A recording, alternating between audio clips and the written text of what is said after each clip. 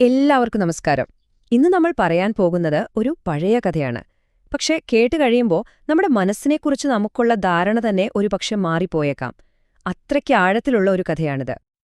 അപ്പൊ നമുക്ക് ഒരു ചോദ്യത്തോടെ തന്നെ തുടങ്ങാം, അല്ലേ? എന്താണ് യഥാർത്ഥ ശക്തി? എവിടെയാണ് അത് ഒളിഞ്ഞിരിക്കുന്നത്?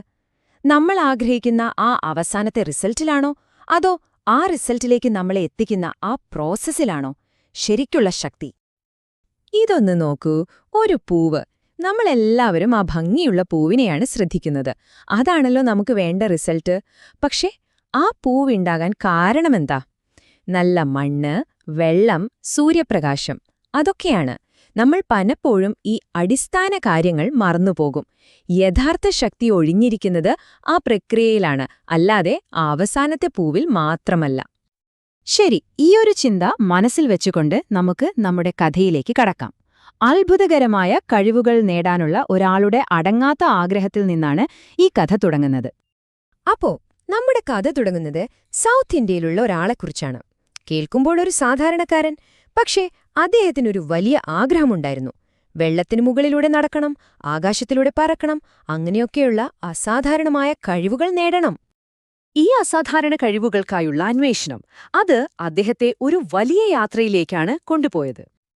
സൗത്ത് ഇന്ത്യയുടെ ചൂടിൽ നിന്ന് ഹിമാലയത്തിന്റെ മഞ്ഞുമലകൾ താണ്ടി ടിബറ്റിലെ ഒറ്റപ്പെട്ടൊരു ആശ്രമത്തിലേക്ക് അദ്ദേഹം കാൽനടയായി യാത്ര തുടങ്ങി. ആലോചിച്ചു നോക്കൂ, എത്ര വലിയ യാത്രയാണെന്ന്. പക്ഷേ അദ്ദേഹം അവിടെ എത്തിയപ്പോൾ കണ്ട കാഴ്ച വളരെ വ്യത്യസ്തമായിരുന്നു. ആരും ചോദിച്ചില്ല, നിങ്ങളാരാ എന്ന്, എവിടുന്നു വരുന്നുവെന്ന്. ഒരക്ഷരം മിണ്ടാതെ 3 ആഴ്ച കടന്നുപോയി. അവിടുത്തെ സംസ്കാരം തന്നെ നിശബ്ദതയായിരുന്നു. ഒടുവിൽ അവിടുത്തെ പ്രധാന സന്യാസി അദ്ദേഹത്തോട് സംസാരിച്ചു. ധ്യാനത്തിലൂടെ നല്ലൊരു ജീവിതം നയിക്കാൻ പഠിപ്പിക്കാമെന്ന് പറഞ്ഞു. പക്ഷേ നമ്മുടെ കഥാനായകന് അത് പോരായിരുന്നു. പുള്ളിക്ക് അത്ഭുത സിദ്ധികൾ തന്നെ വേണം. അതിനാണല്ലോ ഇത്രയും ദൂരം വന്നത്. ശരി, ഇനി കഥ എങ്ങനെയാണ് മുന്നോട്ടു പോകുന്നതെന്ന് നോക്കാം. സന്യാസി ഒടുവിൽ സമ്മതിച്ചു. എന്നിട്ട് കേൾക്കുമ്പോൾ വളരെ നിസ്സാരമെന്ന് തോന്നുന്ന ഒരു കാര്യം ചെയ്യാൻ പറഞ്ഞു. സന്യാസി പറഞ്ഞത് ഇത്രയുള്ളൂ: പുലർച്ചെ കോച്ചുന്ന തണുപ്പത്ത് നദിയിൽ പോയി മുങ്ങണം. എന്നിട്ട് 3 രഹസ്യമന്ത്രങ്ങൾ ചൊല്ലണം. ഇത് 3 തവണ ആവർത്തിക്കണം. വളരെ സിമ്പിൾ അല്ലേ? പക്ഷേ അവിടെയായിരുന്നു ആ ട്വിസ്റ്റ്. ഒരൊറ്റ കണ്ടീഷൻ മാത്രം. ഈ മന്ത്രം ചൊല്ലുമ്പോൾ നിങ്ങളുടെ മനസ്സിൽ ഒരു കുരങ്ങിന്റെ ചിന്ത വരാനേ പാടില്ല. ഇത് കേട്ട അയാൾക്ക് ചിരി വന്നു. കുരങ്ങനോ? ഞാനെന്തിനൊരു കുരങ്ങിനെക്കുറിച്ച് ചിന്തിക്കണം? എന്റെ മനസ്സിൽ മുഴുവൻ വേദങ്ങളും ഉപനിഷത്തുകളുമാണ്. അയാൾക്ക് പൂർണ്ണ ആത്മവിശ്വാസമുണ്ടായിരുന്നു. എന്നാൽ ആ നിസ്സാരമെന്ന് തോന്നിയ നിർദ്ദേശം പെട്ടെന്ന് തന്നെ അദ്ദേഹത്തിനൊരു ശാപമായി മാറി. അങ്ങനെ അദ്ദേഹം നദിക്കരയിൽ ധ്യാനത്തിനിരുന്നു. കണ്ണുകൾ അടച്ച് ആദ്യത്തെ മന്ത്രം ചൊല്ലാൻ തുടങ്ങി. ബുദ്ധം. അതാ വരുന്നു. മനസ്സിലേക്ക് ആദ്യം ഓടിയെത്തിയത് ഒരു കുരങ്ങന്റെ രൂപമാണ്. ഏത് ചിന്തയാണോ പാടില്ലെന്ന് പറഞ്ഞത്, അത് തന്നെ സംഭവിച്ചു.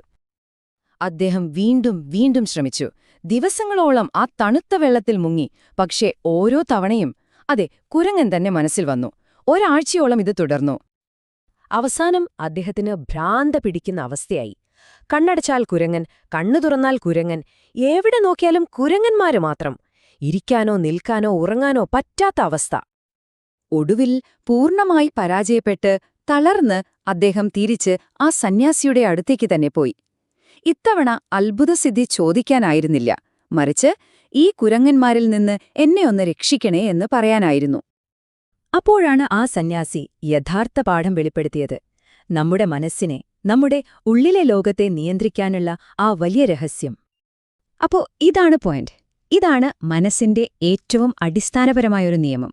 നമ്മൾ എന്തിനെങ്കിലും വേണ്ട വേണ്ട എന്ന് പറഞ്ഞ് അതിനെ എതിർക്കാൻ ശ്രമിച്ചാൽ അത് തന്നെയായിരിക്കും നമ്മുടെ മനസ്സിൽ നിറഞ്ഞു നിൽക്കുക. ഇതിനെയാണ് നമ്മൾ കുരങ്ങു മനസ്സെന്ന് പറയുന്നത്. നിങ്ങൾ എന്ത് ചെയ്യാൻ ശ്രമിക്കുന്നോ അതിന്റെ നേരെ വിപരീതം ചെയ്യാൻ ശ്രമിക്കുന്ന ഒരു മനസ്സ്. അതിനെ മനസ്സിലാക്കാതെ ബലമായി നിയന്ത്രിക്കാൻ ശ്രമിച്ചാൽ നമുക്ക് ഭ്രാന്ത് പിടിക്കും.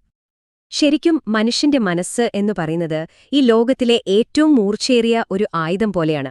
പക്ഷെ അത് പിടിക്കാൻ ഉറപ്പുള്ള ഒരു കൈയില്ലെങ്കിലോ, അത് നമ്മളെ തന്നെ മുറിവേൽപ്പിക്കും. ദുരിതങ്ങൾ മാത്രമേ അത് സമ്മാനിക്കൂ. അപ്പോ ഈ കഥ നമ്മളോട് അവസാനമായ ഒരു ചോദ്യം ചോദിക്കുകയാണ്. നിങ്ങളുടെ ഉള്ളിലുള്ള ഈ ശക്തമായ ഉപകരണം, നിങ്ങളുടെ മനസ്സ്, അത് നിങ്ങൾക്ക് വേണ്ടി സന്തോഷം നിർമ്മിക്കുകയാണോ, അതോ നിങ്ങൾക്കെതിരെ ദുരിതങ്ങളുണ്ടാക്കുകയാണോ?